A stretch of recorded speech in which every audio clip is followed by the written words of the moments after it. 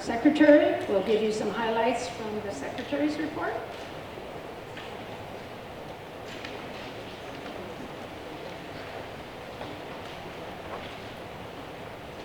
Good morning. The minutes from the last rally are in your binder, in your folder.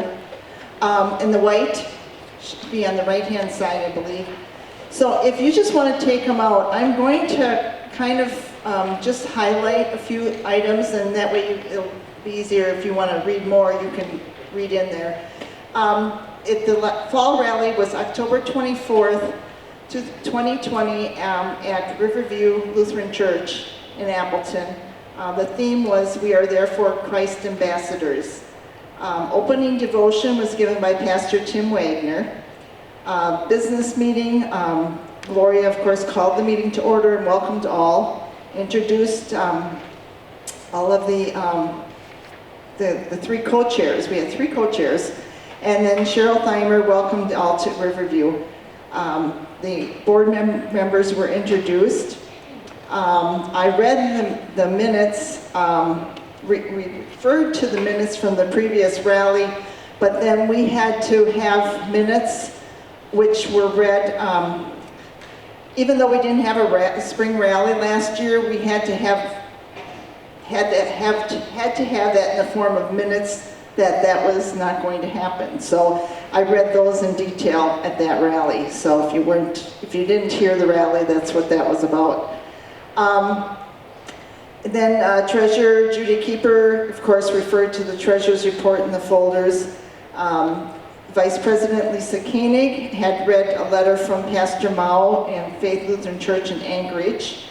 And went over the BAM assignments.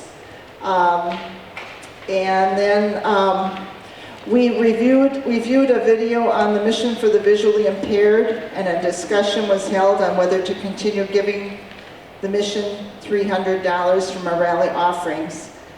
President-elect Arliss Troji introduced the candidates running for office. We had election then too, that rally. Pastor Meyer gave updates on the mission work.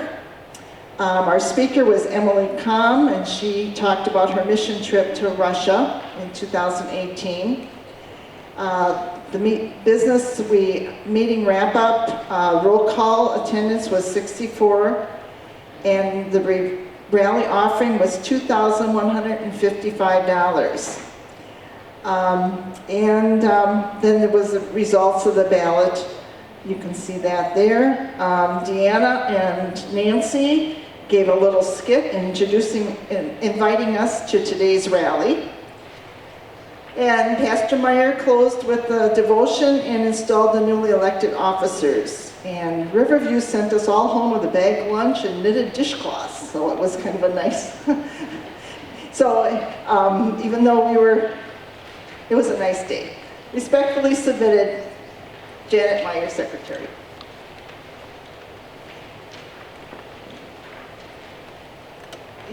Any additions or corrections? Gloria, do that.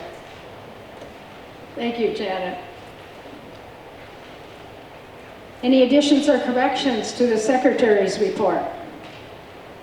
If not, they'll be approved as read. Judy, would you give us the treasurer's report?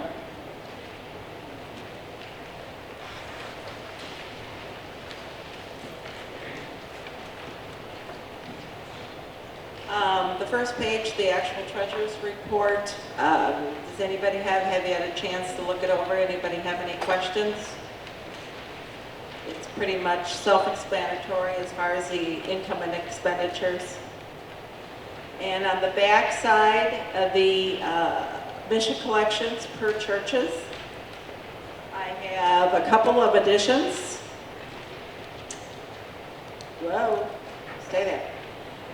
First of all, number 3, Bethel Menasha, the addition is $418. First of Green Bay, addition of $75. And the last edition is St. Paul of Algoma on line number 22. of $40. So our new total is $10,700.81. Simply amazing. What a wonderful contribution. Anybody have any questions about either of the sides of the pages? Yes? There was an addition to Grace Nina also. That was going to be. That's right. We just did that this morning, didn't we? I've got it on a different page. Give me that. No.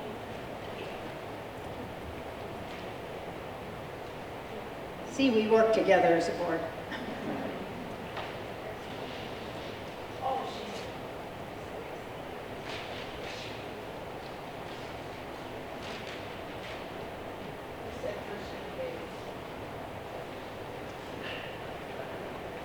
That's right. That $75 isn't First Green Bay. It's Grace of Nina. I'm sorry. But the total is still the same. $10,700.81. In looking it over, is anybody questioning their other amounts of their churches that maybe I typed up a number wrong or anything? Good. I'll turn it back to Gloria.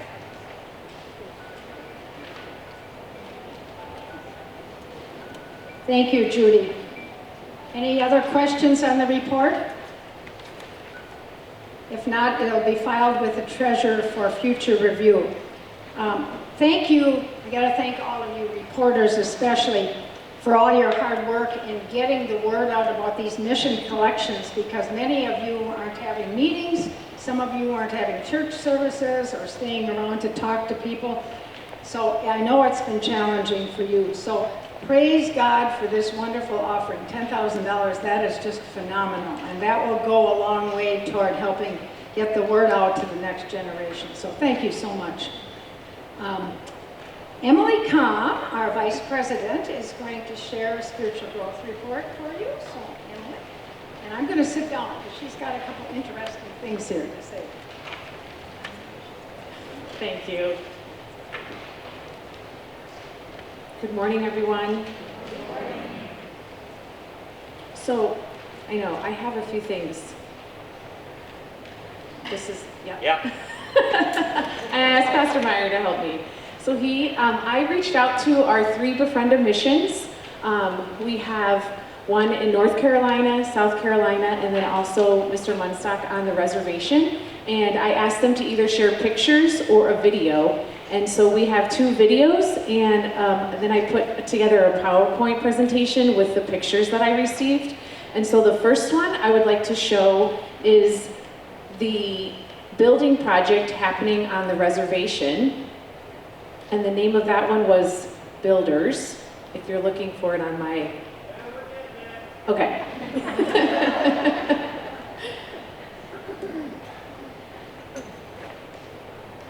In the meantime, oh, here it is. There is no meantime. Sing a song. Okay. Maybe there's a in the meantime. We're almost there. Okay, here it is. Jeopardy. It's just I think this one is about 2 minutes, 2.5 Yeah, it's minutes. on the street.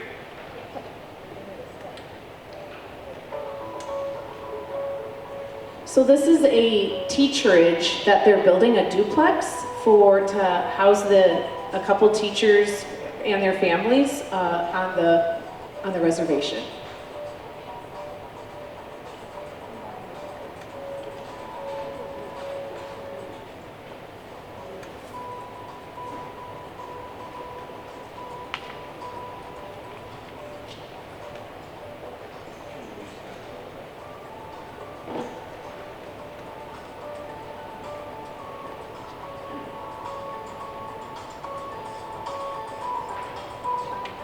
And I think whoever filmed this, I think they're using a drone, and they must be kind of new to the drone, because I think it's a little choppy, but hopefully you don't get too dizzy.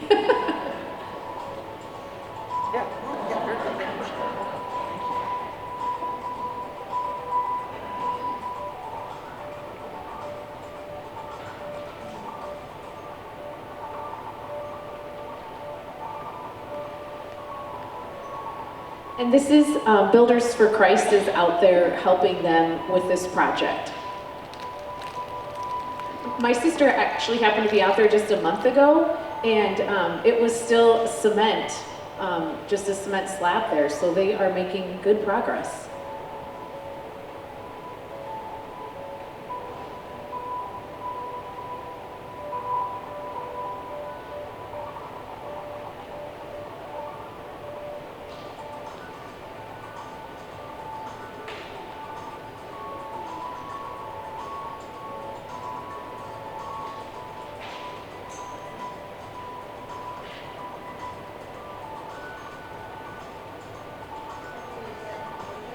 Yes, in Peridot.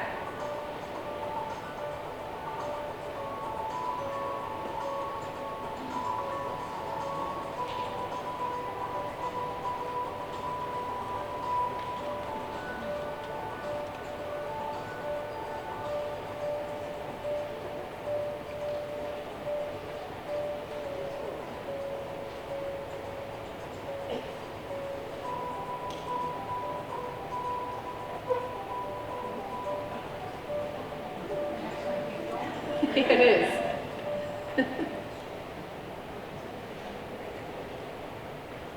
All right, so we can definitely keep that project and the people in Peridot in our prayers. Our befriended mission there is Mr. Munstock, and he's one of the teachers at the school there. The next video is of Pastor Nathan Lersch, and he's at LWMS in Rock Hills, South Carolina. And he does speak to, recently there was that tragic event near within their community. And so they have been able to reach out to members in the community, but he will share that here in this video.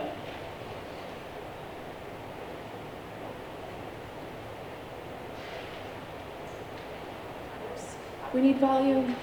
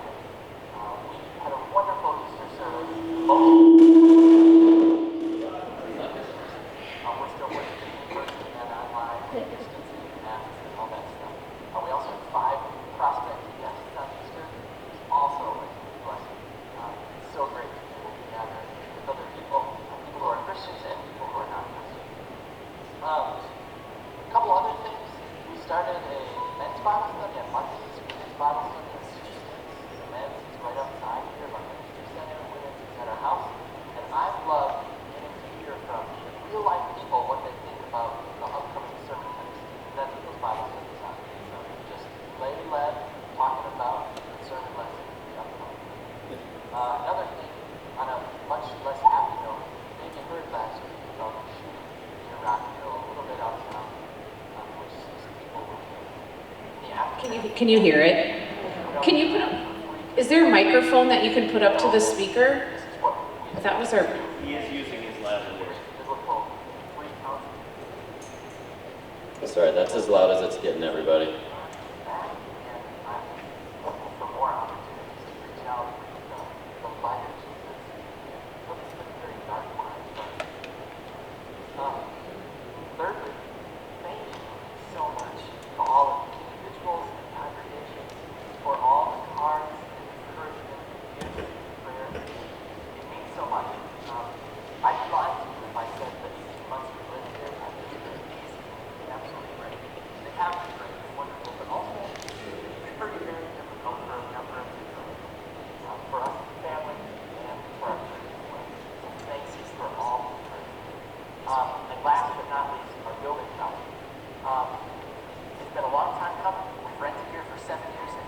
So they also have a building project going on. We're almost there. There's some questions, things up there. They're still ironing out some details, but he says they're almost there. God's always got a plan, and He's proven that to us, especially by sending His Son to die for us. God is always good, though we may never see how His plans turn out, but we can trust Him because He's proven over and over. Yes, I can probably make them available. So, happy Easter. There's a cute little at the end, so we will watch it to the end.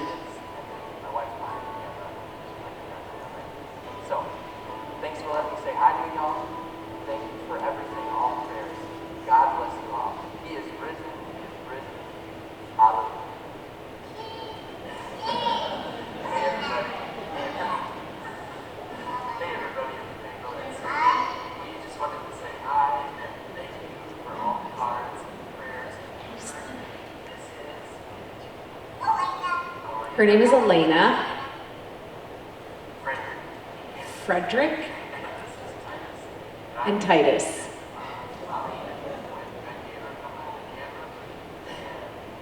And then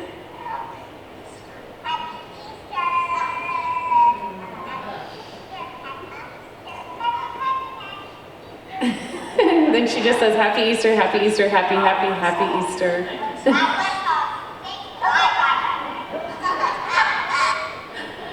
So we're very, so he's a very busy dad as well.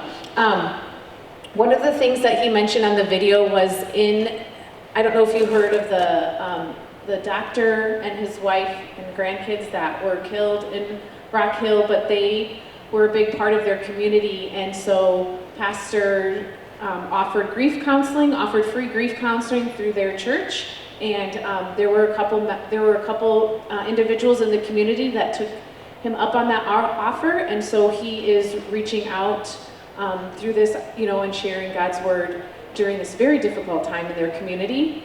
The other thing that he mentioned in the video was that this Easter was the largest worship service they had now in 13 months. And so they were very excited about that. And they had 5 new families attend as well. So definitely keep that congregation and their outreach efforts in your prayers as well. So they have some challenges ahead with their building project, with the tragedy in their community, but also God's word is building them up as well. So that is wonderful. The last one is the PowerPoint on Pastor Lang. And he is at Ascension in, now I'm going to forget the name of the town, somewhere in North Carolina. His congregation recently held a food drive. Okay, so yes, here he is. Here's Pastor Doug Lang and his wife and their 2 children. Do you need me to advance it? You want me to go? Oh, yeah. Yeah, you can advance it. Dang, I don't know. So they recently had a food drive or a soup drive, and they collected 3,200 cans, and their goal, you can see on the picture there, was 2,000. And if they exceeded their 2,000 goal, the pastor was going to shave his beard. So he shaved his beard. So you can see if you go back a slide that he wears it long, and so now you have to just picture him without one at all. So when I wrote him back, I said, people must not like your beard, because that was a very motivating thing for them, I guess. The other picture that he sent was this life groups. And then he just said, to put it in perspective, there are 50 people actively participating in life groups, and their average attendance is 65 on a Sunday. So a good majority of their congregation is participating, and it seems like they're held at homes, and then their members are definitely using this as an outreach tool and inviting their neighbors. So it's a wonderful avenue for them as well. So keep that in your prayers. And this is a recent baptism. I don't know if you can see the name. Anyway, I thought it was a cute name. So anyway, just some great things happening at that church as well. So hopefully the reporters and all of you have been in contact with them as they became our Befriend Missions now in January, and we will have them through the entire year of 2022 as well. So thank you, Pastor Myers. That was my presentation there. I'm also, as Vice President of Spiritual Growth, Spiritual Growth Leader. So I just wanted to encourage you. This is one thing that I have been doing lately, is writing out the Bible. I just bought these little composite notebooks. They're at the dollar store for $1. And then I just covered them with fancy paper and like black on the back here, and then I have another one here too.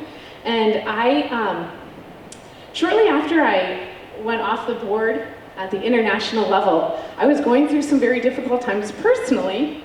And so I started writing out the Bible, and wow, that helps so much when you can write it out, and then you also just pray what you just wrote. And even though that maybe it's not going to happen overnight changes, but it definitely happens.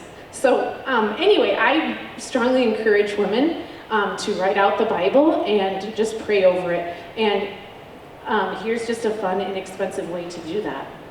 If you want ideas, right now I'm writing out the book of James, and I think I'm in chapter 2. But when I first started, I just wrote out just trying to find encouraging Bible verses. There's women out there that have calendars of all the passages already on a daily basis. I'm sure your pastor could help you as well come up with a plan if you don't know where to start. Otherwise, it's been great for me. The other thing, and I don't want the ladies at Bethel to answer, but why do you, because our pastor asked this, I think last year already, but why do you, and I want some answers, why do you read the Bible? Anybody, why do you read the Bible? I'll take a couple answers. Anybody want to answer why they read the Bible? For comfort and encouragement. Comfort and encouragement, very good. So that I'm more ready to give an answer when someone. Okay, yes, be ready to give an answer. Anybody else? Read all those special promises that Yes, right? Yeah, she said to keep up in the forefront all of God's special promises that he has for us. And so our pastor then, after we gave very similar answers, he said, no one has ever answered that question for fun.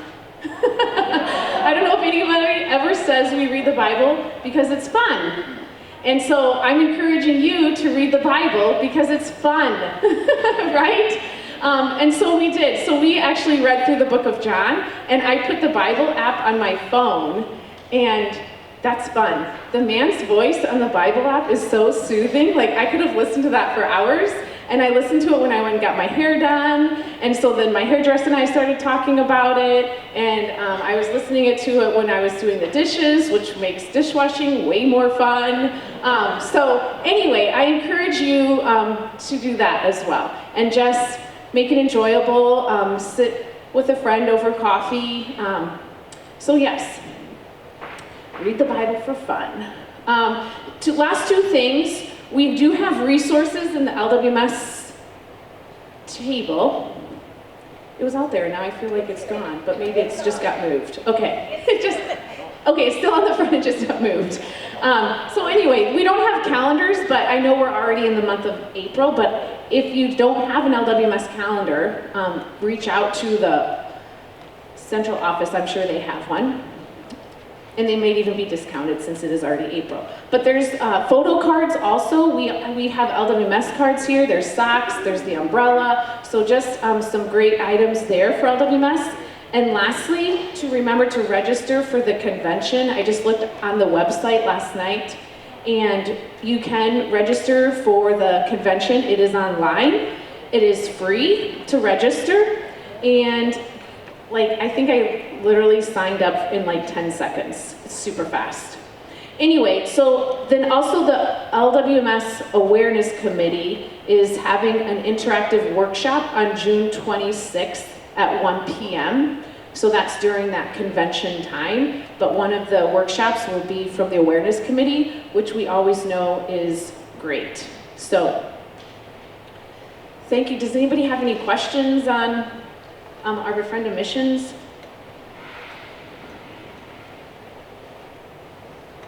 All right.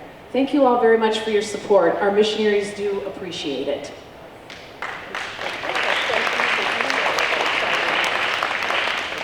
Thank you, Emily. It was nice. I think she said that if you reach out to her, that she could email you those videos if you want to listen. If you want to listen in your own groups or listen yourself. I know we have a little trouble with the volume. Can you hear me okay? Okay. And so just contact Emily, and she'll send them to you then if you want to see them with your special group. So thank you so much. And these Befriend a Mission people have been, they're all wonderful, but they have been especially good in responding. I reached out to all of them in January. Another person from our church did in February. We received answers from them right away. Not that we expected, but they very, very exuberant bunch, so they appreciate all of your emails and cards and prayers and all of that.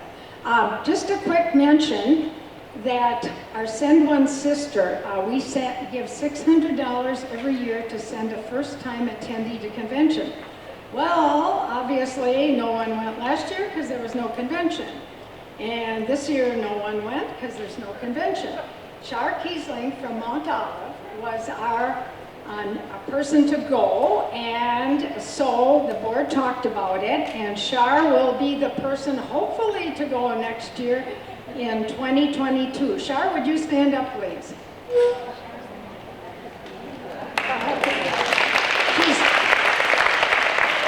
She's been very patient. I told her it's worth waiting for. So there are also jars on the spiritual growth table, and there was in the eating area too.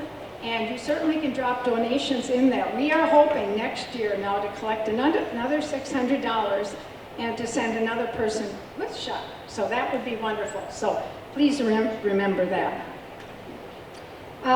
Something that we talked about at the reporter meeting was we have been giving $300 from each spring and each fall rally to Mission for the Visually Impaired.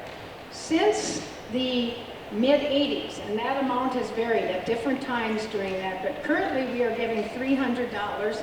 It's coming out of our free will offering, not out of any of your mission money. And we talked about it at the reporter meeting and asked you to go home and talk to your women about it. And the board talked about it. And the board has a recommendation which we would like to put forth to you, and then we'll open it up for discussion. And I asked Emily, since she's used to coming up here, if she would read the recommendation.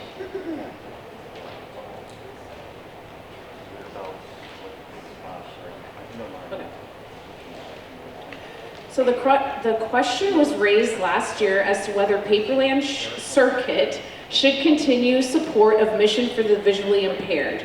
The circuit is currently giving $300 from the free will offering to each spring and fall rally, at each spring and fall rally.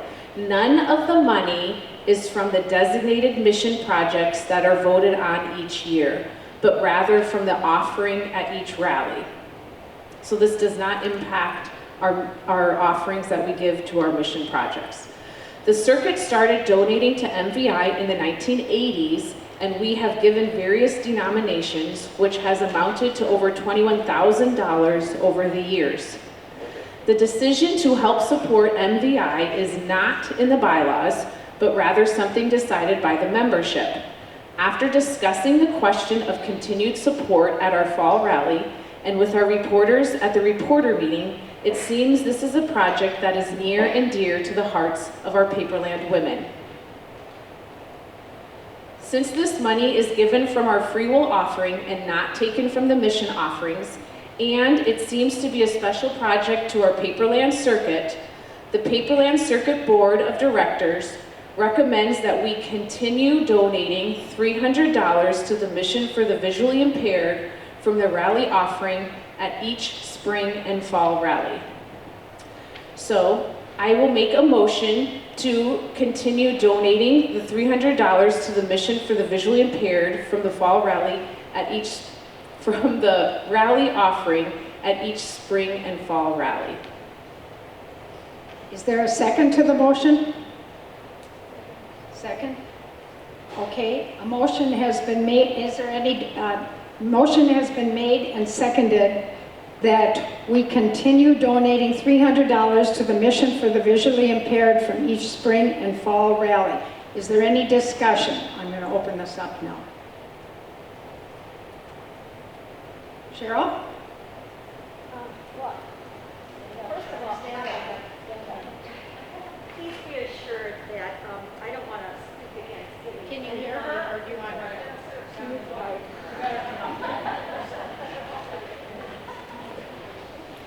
Sorry, that's just...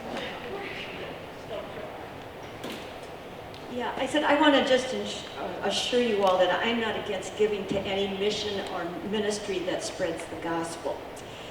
But I think when we saw a lot of you saw the video on the visually impaired that made quite an impression on us, I just want to expand our horizons a little bit and have you think about what else is out there. Like I can say for sure the two reservations in Arizona have been tremendously impaired by this COVID. They've had so many positive cases because a lot of the multi-generation people living in one home, there's so many restrictions and guidelines. I know for a fact, somebody who took computers out there from right here in Appleton, walked in the door of the school out there, and the teacher came out, her computer had broke down, and she literally took it from him so she could continue her classroom work. So, I mean, I just want you to think about the needs, compare the need. You know, we could go to Africa. We have run a number of very high-quality schools, but if you could see those, it's nothing like we think of as a school. The rooms, the teacher's desk is broken down. The chair, it isn't even hardly a chair. Children don't have desks. They don't have paper. They don't have pencils. They don't have books. If you'd see the excitement when they see one book. And now, even if they're getting books, they have no shelves to put the books on. So again, I just want you to think of what's out there that we can help with. So I just consider that, please. Okay, thank you, Cheryl. Any other discussion on this here? Either one way or the other. That was just a recommendation we had. No more discussion? Okay, we're going to do this by a show of hands, and the board members said they would help me. So we have a motion on the floor. All in favor of continuing to send $300 from the free will offering at each rally to the Mission for the Visually Impaired, please raise your hands. Okay, I think, is that pretty much unanimous, or you want to count them? No, it's agreed, it's pretty much, okay. Okay, let's ask for those opposed.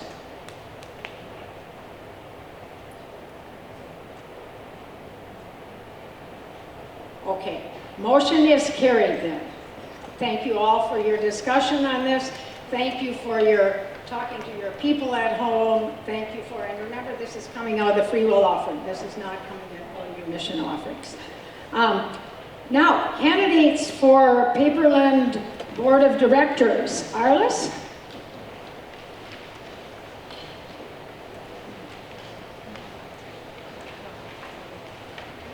For this next section, you're going to need the pink, the goldenrod, and the blue papers from your folders. And the pink one is the biographies of the candidates running. So I'll just kind of highlight through a little bit of that. And then the goldenrod is actually the ballot that you'll be voting on.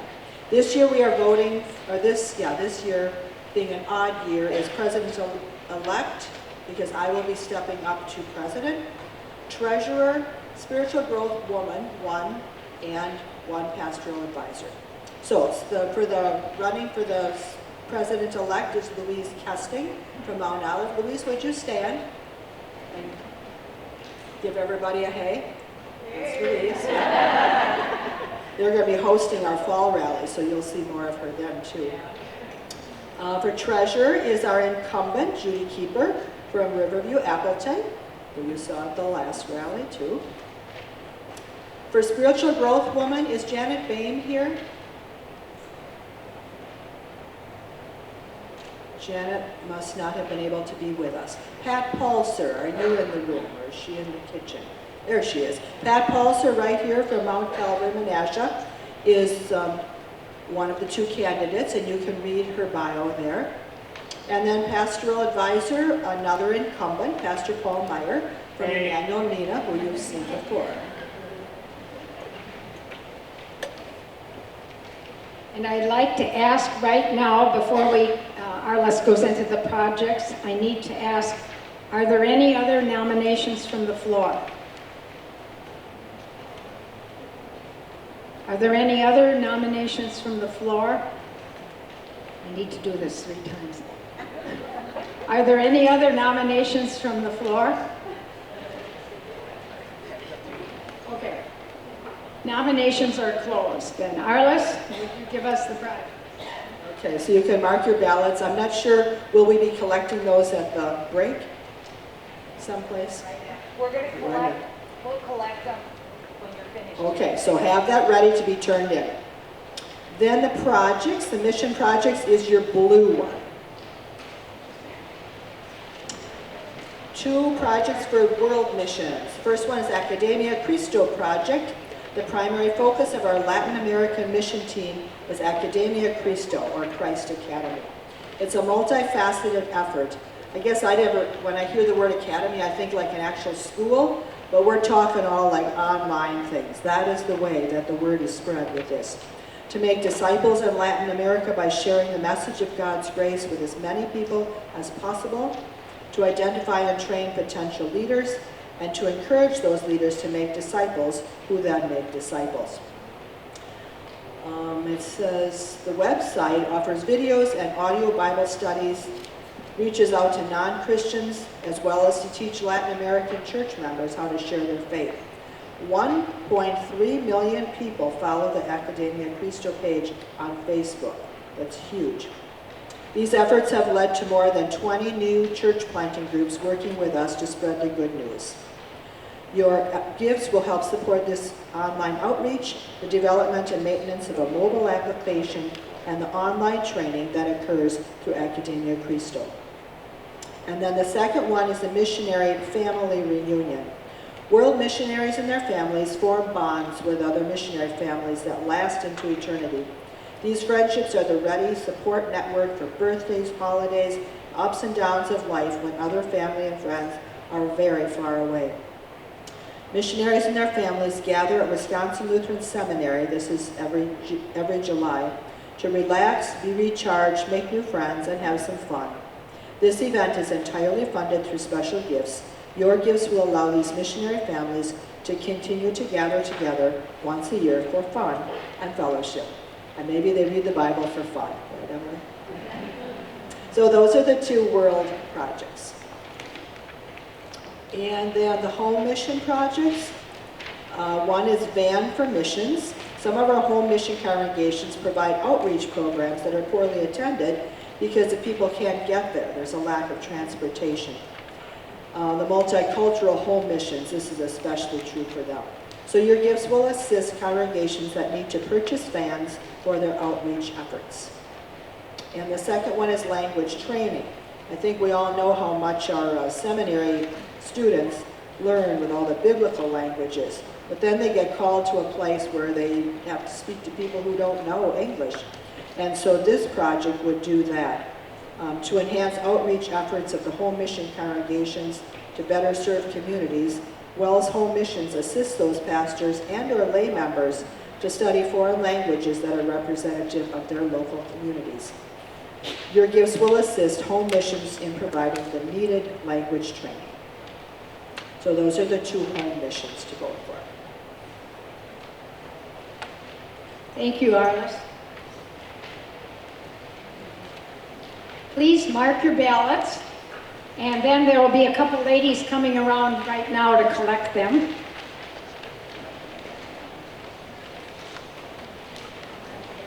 And then, as they collect, Pastor Meyer, you can work your way to the front here. Pastor Meyer is going to give us an update on what's happening in missions in the area. So,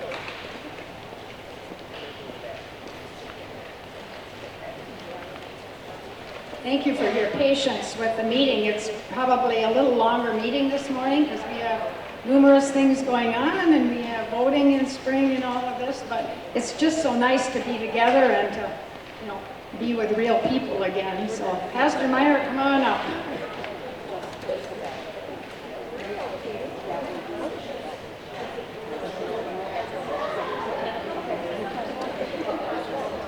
Thank you, Madam Chair. Good morning, sisters and brothers.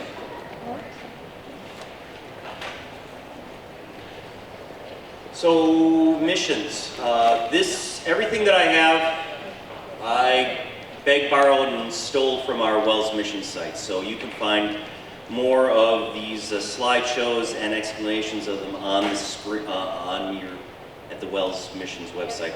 Also in your spiritual growth side, because pastors are procrastinators, everything in your folder got done by your very studious sisters early in the week, and then the pastors finally got their act together. And hot off the presses is back by Joe's The Spiritual Growth. There's a file, but on Tuesday, your pastors have a conference, and the mission board is going to be speaking, and that very first page is a mission board report for the Northern Wisconsin District.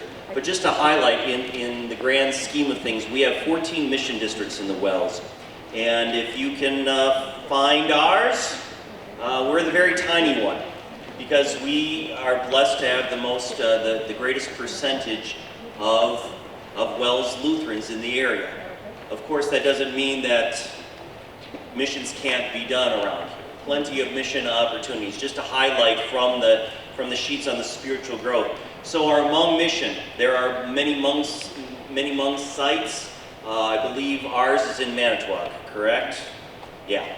COVID especially, how would you like to be the only believer in your family and then get shut down or locked down due to COVID? And so our brothers and sisters at the Hmong mission in Manitowoc have been. They have one member there who is in that situation. So please pray for her and pray for that mission. Living Water in Oshkosh, the western side of Oshkosh towards Omro on the Highway 21 is really growing, and where Living Water is going to. They have a vicar this year, and a number of elderly assisted living turning into memory care facilities are being built up, and they are trying to be proactive and see if they can't do worship services once those are even built. So a lot of good things are going there. Coupling that, Martin Luther has campus ministry. Jerry, are you going to speak about Oshkosh campus ministry a little bit? A little, but same ministry, just different towns, right? Yeah. Different towns. So they're reaching out, although they just had some pastor turnaround over at Martin Luther, so they're transitioning there. Bethel Menasha, now with a second pastor, Latino. I think I got a slide in there working with English as a second language, and Spanish services. Right here, Mount Calvary, a building program, God willing, soon. Anything to that, Pastor Jim? The building campaign is called Restoring His House, and you can see some conceptual sketches down in the area where the snacks are being served. They're on the wall there. No groundbreaking dates yet, just the plans are slowly getting off the ground to build a new worship sanctuary. Every Sunday night, Mount Calvary is holding worship services in Stockbridge, a little town about halfway down to Fond du Lac. It'll be on the eastern side of the lake. 5:30 Bible class, 6:30 worship. About a year ago, before COVID lockdown, we were averaging about 31 people in the Bible study per week, about 25 of whom were non-Wells people from that area. Then things all shut down, COVID, but it's slowly building up again now. So remember that in your prayers too. Thank you, Pastor. Also, food pantries. Churches in Green Bay are doing that. Trinity Liberty is also doing that. And one more thing to highlight, your pastors are aware of it. Maybe you aren't aware of that, but our synod how you get all these demographics and everything, there used to be a special charge for that.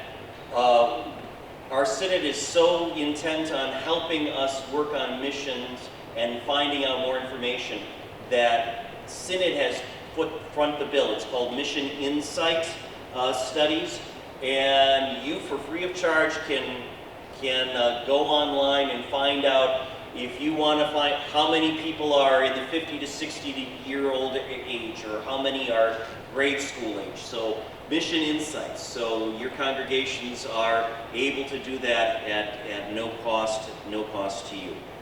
So that's kind of what's going on briefly in our area, in home. Madam Chair, may I have another 5 minutes? Thank you. And by 5, I mean 15. All right, so 5 minutes. Three new mission starts even in the midst of COVID. West San Antonio, Texas.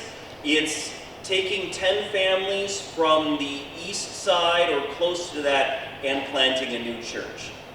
North Liberty, Iowa, second site, kind of like here, having a second church here. What's unique there? They are doing therapy dogs or therapy pets, living creatures ministries. I believe it is. I thought all creatures great and small. So kind of training and providing or bringing dogs or pets or hamsters or something around to help people. So that's a unique mission opportunity. Amarillo, Texas. I'm not sure what I'm forgetting my notes. I think that was a combination of two churches partnering together, and we do need to partner together more.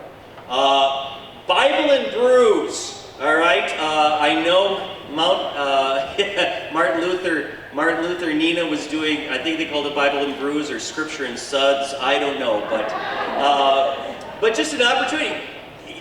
Usually bars, taverns have a little beer tasting area, and you just put down a one quaff and then